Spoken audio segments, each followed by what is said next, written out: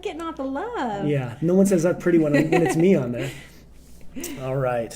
Well, we have done some research and stuff, and we have some things we want to talk about as a church. Mm-hmm. Good to see you guys too. We have some stuff that we wanted to talk about. So if you're married or if you have kids, this is going to be some insight for you and help for you. If you're not married but you want to be, there might be somebody in the comment section. You never know. It could be a quarantine romance. And whenever this is over, you could actually high five. So this is a unique time, obviously. And there's a lot of opportunities for marriages. And if you have kids, there's a lot of opportunities for your families. But it's also an opportunity for relational turmoil unlike ever before. Right now, we have the chance to push Control-Alt-Delete on some old patterns and fall in love in a new way again. And one counselor said to view this time as a couples retreat. View this season, just in your mind, reframe it as a couples retreat where you can work on some things. And more than anything, it's going to take you guys being intentional. It takes a lot of intentionality and also courage to say some things that are hard to say and courage to receive some things that are hard to receive. And so this stat came out. I want to tell you how stressful this time is. This blew my mind when I heard this. In New York City, and Amy, you were the one that found this. In New York City, with the lawyers, the leading lawyers all got together and they stated that they had an increase of 50% of divorce inquiries since sheltering in place. Now, they're ahead of us. They've been doing it longer. But since they've been sheltering in place, 50% more inquiries for divorce. Can you believe that? It's crazy, really. So it's a great opportunity for you, but it's also an opportunity the other way as well. And so we wanted to say this, that the virus isn't just physically threatening our bodies of those who are vulnerable. This stressful time is relationally threatening marriages that are vulnerable. And so we wanted to begin to look at where we're vulnerable, maybe where you're vulnerable. Hey, Joel Grins, what's up? Cresta, tell Travis he needs to be watching this. What's up, Eric? Hey, and so we want to start off with a few things. First of all, we're not experts. No. Now, my wife has lots of degrees and was a counselor, so I get to live with the counselor, which is nice. I won't say anything. You can say it. I need it. But we're not experts. This very day, we had a conflict.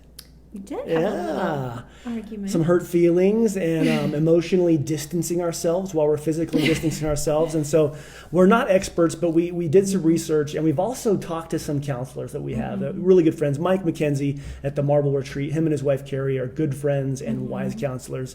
And then I FaceTime with our personal counselor, Karen Naden, who's in Glenwood, and she is phenomenal. And just so you know, marriage counseling isn't a sign of a bad marriage.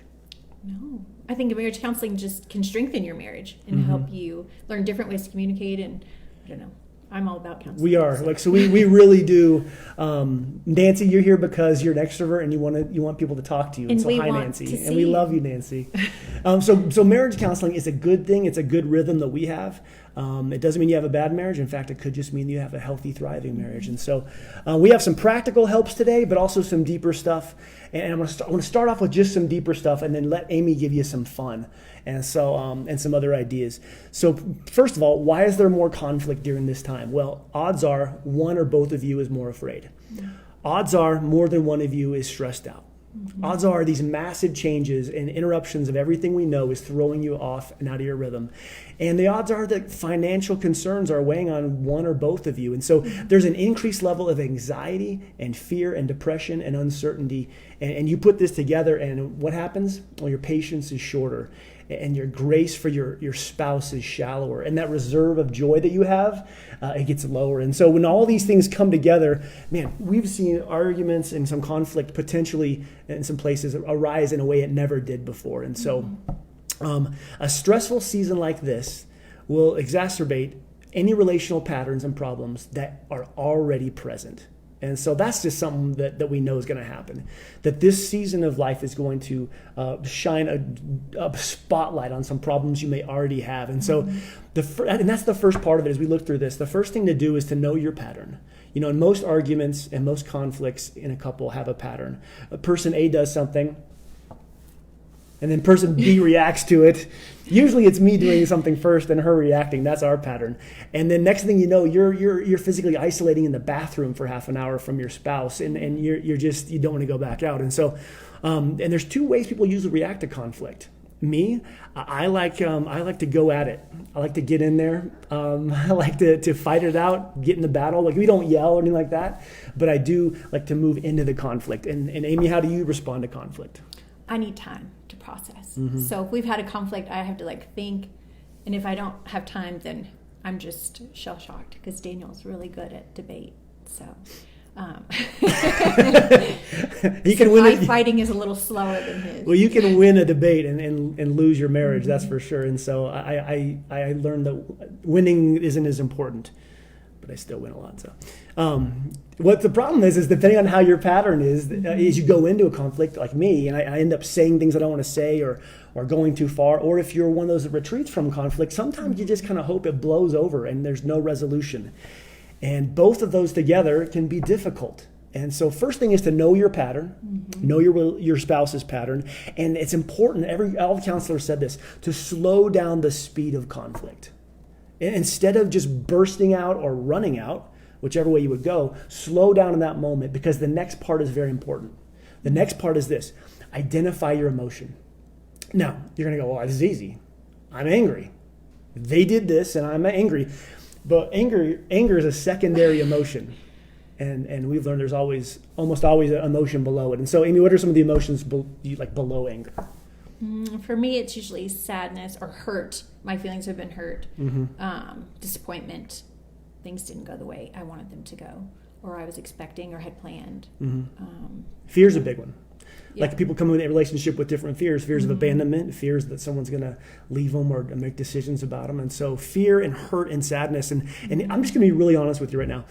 There are times when if Amy is angry at me, well, my response is they get angry. And I know I'm a mess. But let me ask you a question. Have you ever found out your spouse is mad at you about something and they tell you, and you would decide right then, well, I'm now mad. Like, when anger is on the surface and that's what you get first, oftentimes anger is the response. Now, Amy is so good at this next part, and honestly, it's something I struggle with. And that is that to recognize, when you slow the moment down, recognize the actual emotion under the anger. Mm-hmm. And so just today this happened. We had a situation where we both had expectations. Mm-hmm. Things were moving fast. It wasn't working like we wanted. And all of a sudden, I could tell that she was angry. Now they all know you get angry at me, the pastor who doesn't sin. No, you don't do anything. Yes. I mean, the truth is, I thought something different than anger, but I wanted to be angry. Yeah. I mean, yeah. It very quickly goes to anger. And so I asked her, I said, what's wrong? And she goes, and this was what I love about Amy is so good at this, and this is something I'm working on. She says, my heart is just hurt. It hurt me. And here's why this matters. Here's why it matters to be emotionally honest, is because if Amy is angry at me, oftentimes I'm angry just because she's angry, like we said. But if I ask Amy, are you angry at me? And she says, I'm hurt. Well, as her husband, I don't ever want to hurt her. Mm-hmm. And so being emotionally honest and knowing what's under your anger is so important. Anger is a secondary emotion. And if you can slow it down long enough and say, well, I'm actually angry because I'm afraid that I'm not important in your life. Mm-hmm. Or what else? Mm-hmm. I mean, or that I'm hurt because I thought we were going to do this together, and so I feel alone. I thought we were going to be together and doing something. It'd be so easy to be angry. Like, I can't believe you just did that. Yeah. I'm so angry you did it without me. But really underneath that anger is hurt. Mm-hmm. And so slow down, know your pattern, slow it down, and then be emotionally honest and communicate it. I mean, if you can communicate your true emotion, that's important. Here's another truth, and this is important for this season, is that God said to Adam, it's not good for man to be alone, and it's not good for woman either. Mm-hmm. And the sad part is that you can be sheltering with somebody this far apart, occupying the same space, and still feel alone in some ways. Mm-hmm. And so what we want to do is, in a time like this time, is to know that our spouse is in it with us emotionally. being unconnected emotionally during this time is going to lead to greater conflict and a lot harder path through it. And so what the spouse wants to know is, are you there for me? Mm-hmm. Yeah. Like, do you really feel what I'm feeling? Do you see what I'm seeing? Are you there for me? And so this is one thing that we've really worked on practically on this is a daily practice we have, which is what? Checking in, a daily check-in. Yeah. Especially we've done it all the time, but especially during this time, it's really vital to make sure we're checking in with each other and seeing how we're feeling about things, how we're feeling about being home. Has anything changed that maybe we had agreed on? We were going to do something a certain way. Has that changed? Is that working? Yeah. You want your spouse to know what you're scared about, what you're concerned about, the finances, the stress, whatever it would be. I don't want to script you guys, but it's important to know. I mean, and here's another question. How much do we talk about the virus on a normal day? Very little, honestly. Not that much at all. No. In our check-in, I might ask Daniel if he's seen anything new, but we don't discuss much. He might give me a quick update about whether there's something new or even the shelter in place. Daniel told me we were doing that. She was already sheltering in place for the last 40-some years. I mean, that's what introverts do, right? So we check in a tiny bit about the virus. Most of what we're checking in about is how we're feeling, how are things going. Again, are things working the way we want them to, the way we've talked about, those kinds of things. That's a great question, Kathy. She says, what does that look like before bed or on the calendar? I'll tell you when we do it, and this is later on in some of our I'll tell you later on when we get there, because we do it at the same time every day. But also we can do it throughout the day. If I notice, and if you notice when your spouse is burdened or their face is telling you that they're not doing well, and you say, how are you doing? And I want to clarify something. It's not that we just ignore the virus stuff. It's just that there's nothing new out there right now except for horror stories. And I don't need more of those. I'm going to listen to, I want to know what the virus is going to tell me. I don't need to go learn now worse things that are happening. And oh my gosh, this. And so we're just not paying attention to all the noise and scare stuff. And so we don't need to I also don't want to pass it on to her. There is stuff I've read and seen, I don't tell her. Now, and I don't want to know. And there's stuff she's saying. She'll tell me like, hey, by the way, do you want to hear a horror story that'll make you stay up tonight? No, we don't do that. And so daily check-ins are so important. And that we kind of have a, Kathy, to answer part of your question. They just arise as it happens sometimes. And so that we do that. And here's another thing. One of Amy's greatest strengths, and she has a lot of them, is her ability to get our family into a rhythm, into a routine. I'm not really a rhythm or routine guy. I resist that at times, but I have been amazed at how healthy it is for our family and for our kids and for our marriage. And so Amy gets to set the kind of the rhythm and routine as she's gifted, and I get to be spontaneous in that. And she allows me the grace to do that. And so usually our family day is Monday. And that's the day we have unscripted time. We play on the floor for hours with the kids. It's our family day. And it's probably like your Saturday, I'm guessing.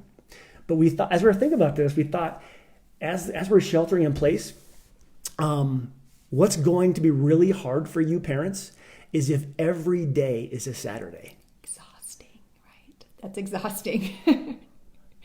I can't even, just an unscripted 2 months. I can't even. So this is where routine and rhythm comes in. This is where my wife is just saving the day. Routine and rhythm has been proven good for children, psychologically, emotionally, right? That they kind of know. Children want to know what's happening throughout their day. So yeah, it's important to kind of do some things around the same time and to have that routine. Yeah. And it's also good to know, like, I can play ponies and horses with Selah, and I can play Legos with Elijah, but I know at 1:00 that they go to rest time. I know there's a finish line to that. And not that I don't want to play Legos and ponies, I just don't want to do it for 8 hours a day for 2 months. It's just I don't know if it's making me a bad dad, but I don't. It's just us. Yeah, it's just us. Maybe you want to play ponies 8 hours a day for 2 months. I'm okay. And so we've found a healthy flow and rhythm in our family. And tell them about our kids, how they because different kids' personalities respond differently to this, but she's going to tell you. We have an introverted child, Elijah, and Selah is more extroverted. Elijah loves rest time, and he loves kind of quiet time, and he loves for me to read to him quietly. He does better with structure, so he knows. He can say, like, okay, it's time for this next. Selah is more of a wild card. And so she is absolutely fine no matter what we do, as gotta long as go we're with the having flow. fun. Yeah. But she really enjoys having that downtime as well, and in the routine, I guess also. Yeah. Like she really needs the routine as much as I do. Kids respond to even it. though they're different. And we've noticed when our rhythm's off, when our routine is off, our kids' behavior really struggles. And so when the scheduling is off, the kids are off. And so for the scheduling stuff, I'm going to go to Amy, who God's in it her way. So will you tell them briefly? She's kind of set this rhythm for our family, and it has worked great through this time. So we've done that. Sure. So our schedule typically is in the morning we have breakfast and chores, and then school. And during school, Daniel works. We do school for about 2 hours. So Daniel has that solid time to work. And then we have outdoor time if the weather will allow that. So after school, we go outside. And that's kind of a non-negotiable. Our kids will sometimes get a little bit upset about that. But then when they're out the door, they're having so much fun.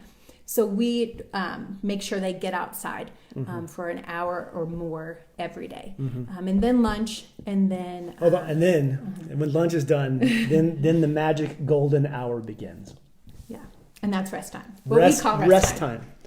So rest time for us, do you want me to tell them what rest time is for us? Yeah. Is quiet time the children play in their rooms with their toys by themselves for about an hour.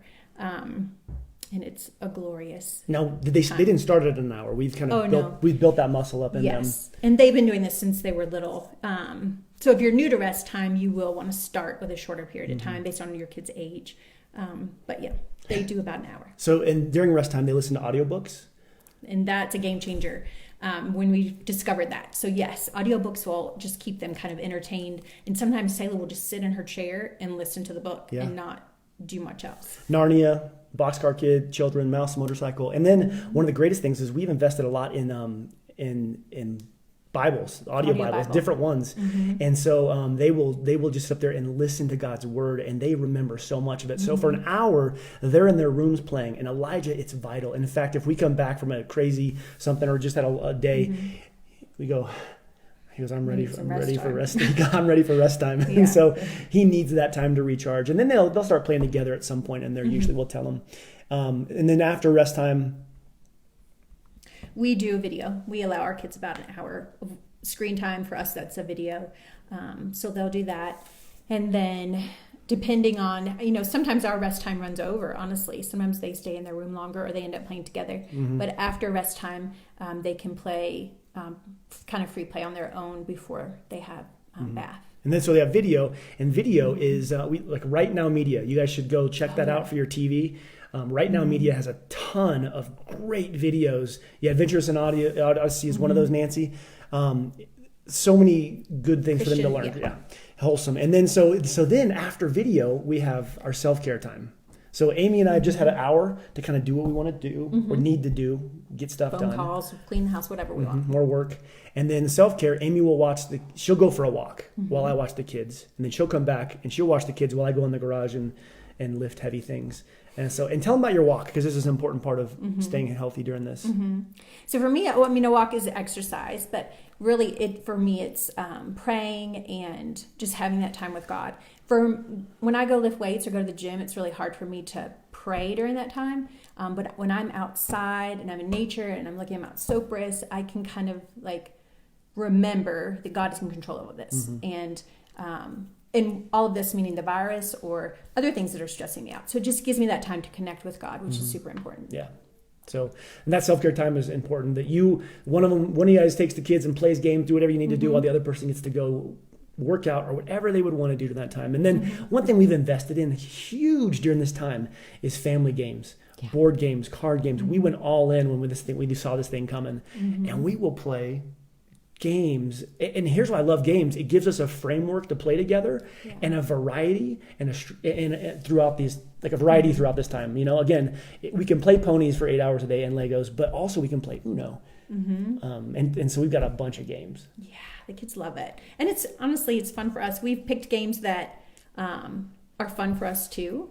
So, and our kids are in a big game phase, so they want to play games all the time. And it's always hard at first when they get a new game, they don't get it. Yeah. You just got to stick with it, and pretty soon they're playing the game and they're all in. It's so fun. And so then we have bath time and dinner, but then after dinner, we do something that is very important to us. Yes. And that is our after dinner walk. Mm-hmm.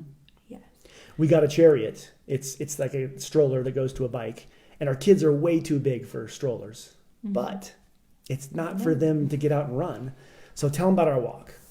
So the walk is it's something we had done when the kids were little. And as they got bigger, we fell out of the habit. And we talked about it before all this started and just said, we need to do it again. It's just such a great time for Daniel and I, is really what it's This for. is our check-in time. It's not for the kids. Mm-hmm. So the kids sit in there and they listen to a story. They know it's not running around time. And then Daniel and I get to hold hands, go for a walk, and talk about what's going on with us, what happened in our day, how we're feeling about things.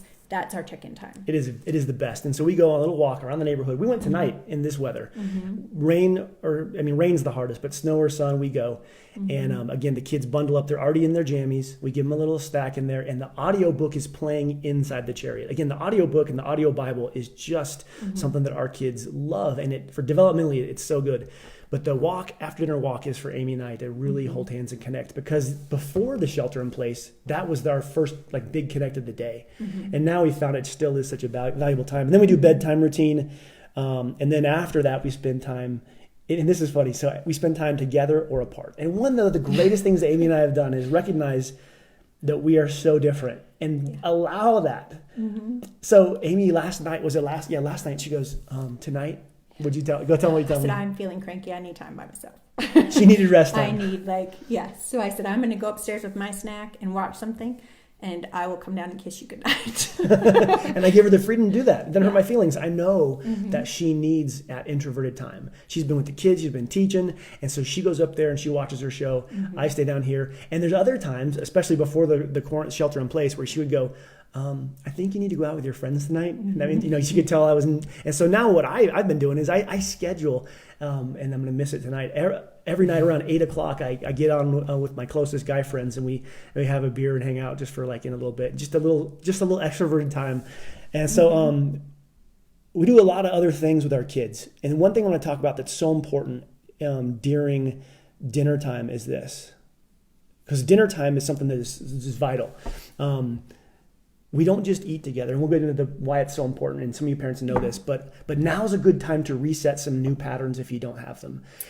During dinner, we'll do Bible memory verses.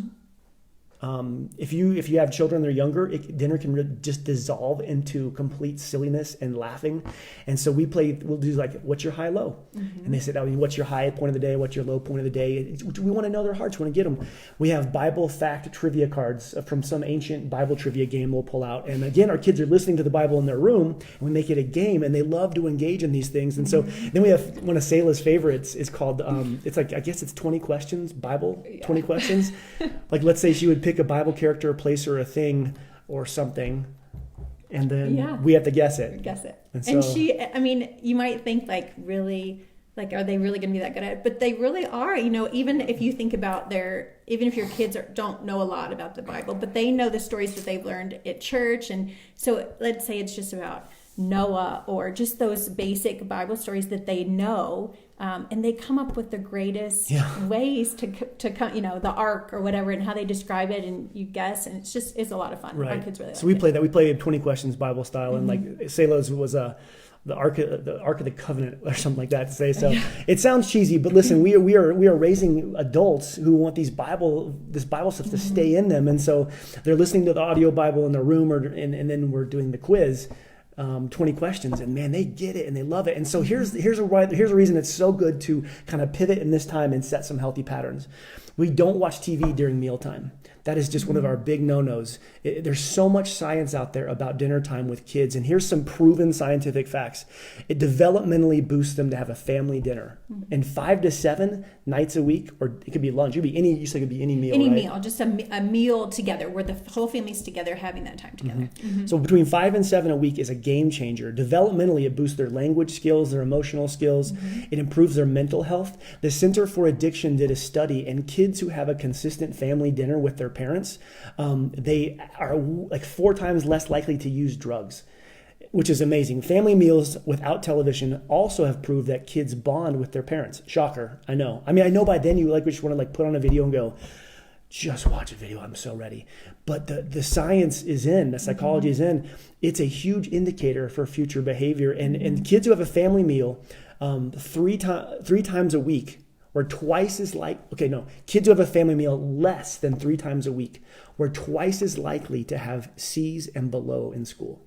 Teenagers who have between 5 to 7 family meals were twice as likely to get A's and B's. That was the indicator. There's so many different studies about family meals and the trajectory of a kid going to jail and all this stuff. And so this is a great time if you're parents with kids to make some huge changes and have those family meals. The bond you get with your kids is just going to be incredible. So yeah, and I think those little games and things, because a lot of times you have a family meal, especially if you're not used to it. Well, like, what do you talk about? And at our house, often it will dissolve into like laughter and spitting food. The two of them just laugh at each other so much. So if we have something for them to do during that time, high, low, Bible, whatever, anything, then asking questions about their day, then it kind of just gives us that time to bond. And it keeps the parent from like, well, what do we sit here and talk about for 30 minutes? Be quiet and eat your food, you know? Instead, it's like, so let's go through our verses and we'll start and see we'll do a lightning round, whatever. Mike McKenzie, counselor at the Marble Retreat, gave us some more practical helps. And so we're going to cruise through some of these. He said these are great practices during this time. Drinking wine is one of them, right? Yeah. So take daily breaks from each other. And usually pastors will tell you, make sure you go on a date once a month. And that's true during non-shelter-in-place times. What we have found is that we are now scheduling dates apart. Now, I know it's crazy, but when we spend all the time together, the last thing she told me, she goes, the last thing I want to do is sit down across from you having a meal and talk some more. Like we can talk, yeah. And so we'll have a date night. We've talked about date nights and stuff, but you know what? He said it's important to schedule some time apart, and also we mentioned already, one person cover responsibility so the other one can go do something, go on a walk, something like that, get outside, explore new areas of conversation. This is something anybody can do, any couples can do, roommates, whatever. Find something new to discuss. I mean, I'm thinking about having an Enneagram specialist on one of these to kind of talk about how people handle the sheltering with Enneagram. It's a personality test. And so tonight or tomorrow, go take the Enneagram test, you and your spouse. And then talk about it. Talk about what it means and get into a conversation about new things. Take an online spiritual gift test and then discuss that. But find something new. Try something new. Learn, dance or Spanish, guitar. There's so many new things free things online. You can go do something. He said you can work through old unresolved conflict. Now, that was he and his wife did that. They're both trained doctor professionals. We very tenderly, I would say, so what about that one time in '83 when, maybe not some of those? We might wait to go back to Karen to do some of that. Karen Maiden, she's our girl. Let's see, he said get out your wedding album or watch your wedding video. This is a time for you guys to recapture something, not lose something. Talk about the first thing you want to do when this is over. Have some fun talks. Relearn that you're best friends and not just co-parents, and do something fun together. One thing Amy and I do together, and now it's warming up, we're going to start doing it. We already put it out there. Is archery. We like to shoot archery together. It's just kind of fun. We sit outside and do that. Board games. Tell them what we do with board games. So our kids love games, so we order these games, and we ordered a lot when we found out this was happening. But we have to know how to play them, right? Oh yeah. So yeah. So we will pick out a new game, and Daniel and I will play it together before we introduce it to the kids. And that's just fun for us to sit down and play a game a few times that we've never played and just have that time together. Also, one thing we've done is it's kind of a date, but we've picked a reality TV show, and I'm not going to tell you which one because it's terrible. Some of them are bad. But we picked a reality TV show, and we'll just it's a little getaway for us, half an hour to watch a show together, have some laughs, have some fun. Let's see. Pick out a brand new recipe, order the supplies, and make it together. Learn, something like that. Once the kids go down, go out back and have a fire pit and sit around. Choose a marriage devotional. Go to YouVersion, the YouVersion app. You is spelled Y-O, like you and me, like YouVersion. And they have couples devotionals. And one of the amazing things is get a daily devotional and discuss that together. And then he said this, and so I wholeheartedly, and he said, refire up a regular sex life if it's been sporadic. And so I know some of you are amening and raising your hands. And so he said that's a great time to do this. In fact, next spring, I want to dedicate a whole new batch of newborns who were conceived during the shelter in place. I mean, we've got Gen X, we've got millennials, and soon we'll have coronials. I thought it was funny. That's why I love her. He also said that they've dusted off their old Wii, and when their kids go to bed, they'll play their video game together. Go through a forgiveness list, create a bucket list, go through a quarantine bucket list. Like if this is going to last a month, go through some. What are some cool things you could do during the quarantine or the shelter in place? And then we have create a life and marriage purpose statement together. And here's a good one. Read a book together and discuss it. My friend Craig Helm, he recently read the 5 love language. He read that with his wife, and he said this: 5 love languages should be required reading for every person, single and married. The 5 love languages book, if you haven't read it or it's been a while, this is the time. Get the book and read it together and discuss it. Go as soon as you hang up from here or turn it off, go to Amazon, order 5 love languages. And so those are just some things that we've done. I just want to remind you, this is a season that you're going to come out the other side of. And if you're intentional during it, you'll come out with more intimacy, more in love, and not at each other's throats the whole time. But it's going to take a lot of grace and a lot of courage. And so anybody have any questions for us? Or the last thing from you? I think so. No, I think we hit it. I think you have on there if anybody has any questions. But, definitely questions for me about kids or schedules or any of that stuff. We're happy to answer any of those things. Amy wants to be a resource if you got any questions. She's had people reach out to her already about setting up the schedule and how do you, so every day is not a Saturday. And so email her at, what's your email? amyself@hotmail.com. Amyself.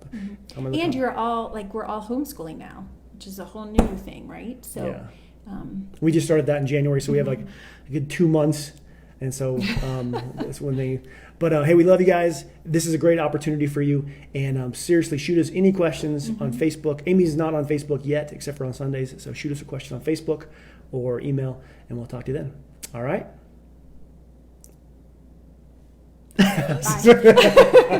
We'll see you guys later.